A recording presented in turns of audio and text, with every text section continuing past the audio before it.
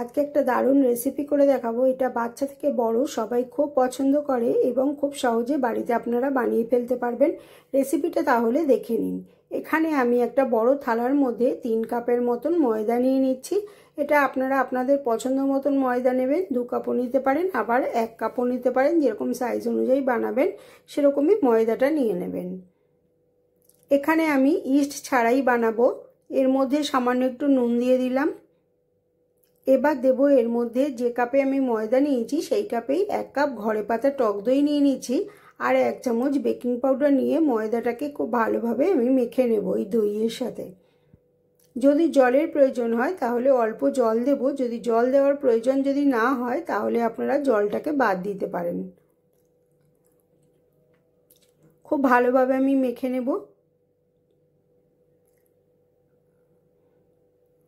এখানে কিন্তু কোনো রকম ইস্ট দেওয়ার দরকার নেই। ইস্ট ছাড়াই আপনারা এই ময়দাটাকে ফুলিয়ে নিতে পারবেন এবং দুর্দান্ত হবে পিৎজাটা খেতে। একবার এভাবে বানিয়ে দেখুন। আর বেশিক্ষণ রাখতেও হবে না। এবার আমি অল্প জল দিয়ে এটাকে ভালোভাবে মেখে নিচ্ছি। খুব নরম করে কিন্তু এটাকে মাখতে হবে, তবেই এটা ভালোভাবে ফুলবে। দেখুন আমি কীরকমভাবে মেখে নিয়েছি। এবার এর মধ্যে আমি সামান্য একটু তেল দিয়ে এটাকে আমি 1 ঘন্টার জন্য ঢেকে রেখে দেবো। ঢেকে রেখে দিলে এটা আরও নরম হয়ে যাবে এবং বেশ কিছুটা ফুলেও উঠবে। যেহেতু টক দই আর বেকিং পাউডার দেওয়া হয়েছে, এখানে কিন্তু আমি বেকিং সোডা দিইনি, খাবার সোডা দিইনি। এখানে আমি বেকিং পাউডার দিয়েছি 1 চামচ দিয়ে এটাকে ঢেকে রেখে দেবো। তাহলেই কিন্তু এটা খুব সুন্দর হবে।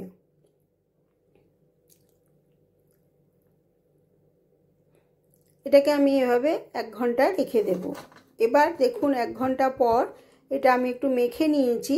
এবার এর মধ্যে থেকে আমি একটা বড় সাইজের লেচি করে নেব। নিয়ে এটার মধ্যে একটুখানি আটা দিয়ে, এটা যেহেতু এখনো নরম আছে, একটুখানি আটা দিয়ে আবার ভালোভাবে মেখে নেব। আটা না, ময়দা দিচ্ছি। ময়দা দিয়ে আবার এটাকে ভালোভাবে আমি মেখে নিচ্ছি।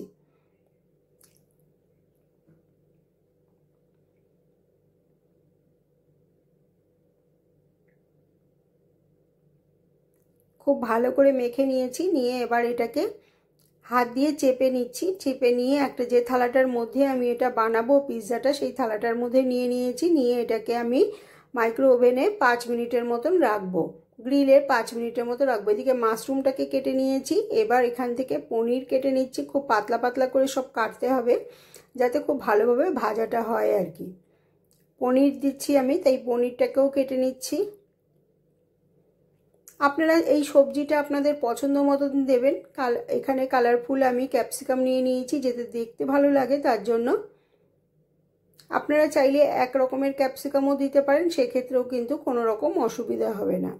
আমি দেখতে ভালো লাগার জন্য অল্প করে 3 রকমেরই ক্যাপসিকাম নিয়ে নিয়েছি। বাচ্চারা কালারফুল হলে দেখতে ভালো লাগলে খেতেও ভালো পছন্দ করে, তার জন্য আমি এখানে 3 রকমের ক্যাপসিকাম নিয়ে নিয়েছি। এবার একটা ছোট্ট বেবিকর্ন নিয়ে নিয়েছি, সেটাকেও আমি কেটে টুকরো করে নিচ্ছি।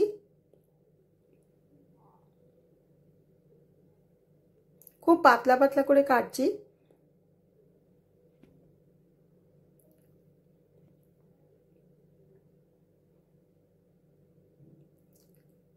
খুব পাতলা পাতলা করে কেটে নিয়েছি। কেটে এবার এগুলোকে সব আমি নিয়ে নিচ্ছি।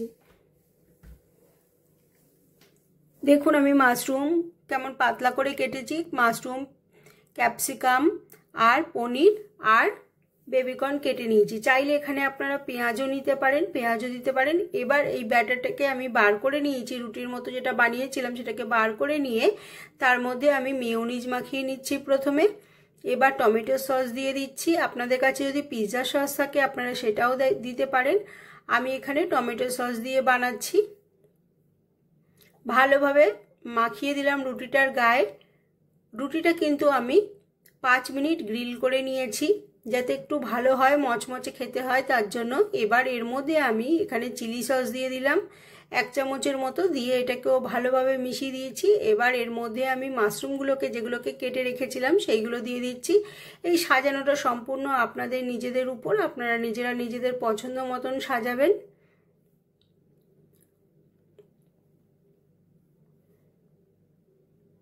গোল করে আমি মাশরুমগুলোকে দিয়ে দিলাম।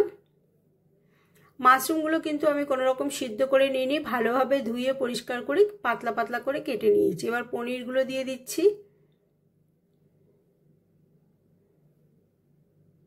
এবার লাল ক্যাপসিকাম দিয়ে দিচ্ছি, সাইড দিয়ে আবার হলুদ ক্যাপসিকাম দিচ্ছি, মাঝখানে মাঝখানে সবুজ ক্যাপসিকাম দিয়ে দিচ্ছি, আর একদম মাঝখানটায় যে বেবিকর্নগুলো কেটে রেখেছিলাম সেগুলো দিয়ে দিলাম। সাজানোটা সম্পূর্ণ আপনাদের নিজেদের উপর, আপনারা কিভাবে সাজাবেন সেটা দেখতে যাতে ভালো লাগে সেইভাবেই আপনারা সাজাবেন। আমি মাঝখানে মাঝখানে আবার ক্যাপসিকামগুলো দিয়ে দিচ্ছি, হলুদ সবুজ লাল।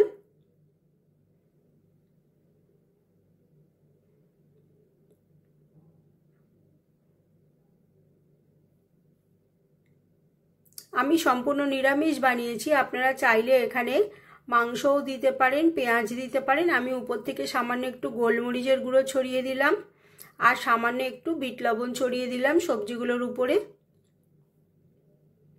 এবার আমি অলিভ দিয়ে দিচ্ছি, অলিভ কেটে টুকরো করে নিয়েছি, সেই অলিভের টুকরোগুলো মাঝখানে মাঝখানে দিয়ে দিচ্ছি।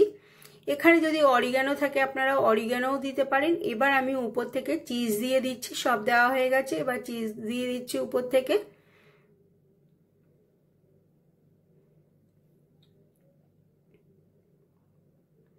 খুব ভালোভাবে চতুর্দিকে আমি চিজগুলোকে দিয়ে দিচ্ছি,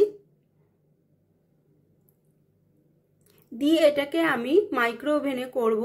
তার জন্য আমি গ্রিলে 10 মিনিটের মতো রাখবো। চাইলে আপনারা গ্যাসেও বানাতে পারেন। গ্যাসের উপর একটা মোটা কড়াই বসিয়ে দেবেন, তার উপরে একটা জাল দিয়ে ঢাকা দিয়ে রাখবেন 10 মিনিটের মতো। 10 মিনিট পর ঠিক ঢাকা খুলে এই প্লেটটাকে ওর উপরে বসিয়ে আরও 10 মিনিট হতে দেবেন। তাহলেই দেখবেন উপর থেকে ব্রাউন কালার এসে গেছে, চিজগুলো গলে গেছে, তখনই বুঝতে হবে এটা তৈরি হয়ে গেছে। এটা আমি সম্পূর্ণ মাইক্রোওভেনে বানাবো। মাইক্রোওভেন ছাড়াও আপনারা গ্যাসে এভাবে বানিয়ে নিতে পারবেন আমি যেভাবে বললাম। এবার এটাকে আমি মাইক্রোওভেনের মধ্যে গ্রিলে রেখে দেবো 10 মিনিট। 10 মিনিট আমি প্রিহিট হতে দিয়েছি আর 10 মিনিট রেখে দেবো। 10 মিনিট পর বার করে নিয়ে এসেছি, দেখুন কত সুন্দর দেখতে হয়েছে। এবার এটাকে আমি কেটে নেব, কেটে এটাকে পরিবেশন করব। এটা কিন্তু খেতে খুব অপূর্ব হবে। এভাবে একবার বানিয়ে দেখবেন, যদি ভালো লাগে সাবস্ক্রাইব করে আমার পাশে থাকবেন। লাইক শেয়ার কমেন্ট করতে ভুলবেন না, বন্ধু বান্ধবদের মধ্যে শেয়ার করে দেবেন আর লাইক অবশ্যই করবেন। এবার এটাকে কেটে নিচ্ছি। রেসিপিটা যদি ভালো লাগে অবশ্যই কিন্তু একবার বাড়িতে বানিয়ে দেখতে পারেন, বাচ্চা থেকে বড় সবাই খুব পছন্দ করবে। দেখুন কত সুন্দর দেখতে হয়েছে, চিজগুলোও গলে গেছে, সবজিগুলোও খুব ভালোভাবে ভাজা হয়ে গেছে। আজকের রেসিপিটা তবে এখানেই শেষ করছি। সবাই খুব খুব ভালো থাকবেন, সুস্থ থাকবেন। আবার দেখা হবে অন্য কোনো দিন অন্য কোনো নতুন রেসিপির সাথে। ততক্ষণ আমার রেসিপিগুলো দেখতে থাকুন, আর যদি ভালো লাগে অবশ্যই বানাবেন এবং কমেন্ট করে জানাবেন। আজ তবে এখানেই শেষ করলাম।